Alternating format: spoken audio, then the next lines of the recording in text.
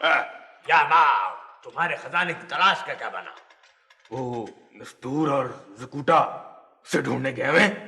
वो तुम्हारे बगैर कैसे ढूंढ सकते हैं? आओ। बस उन्होंने कहा था हम खुद ही ढूंढ लेंगे, चले गए वो।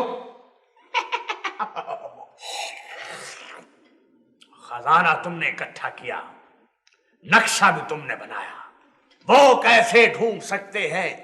कैसे ढूंढ सकते हैं? वो कैसे ढूंढ सकते हैं? अगर अली बाबा मुझे धोखा ना देता और याकूत अली बाबा को, तो हमारा काम हो गया था दोस्त, हो गया था। ले लो।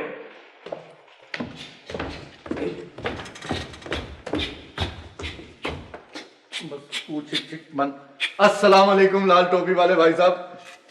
वालेकुम अस्सलाम।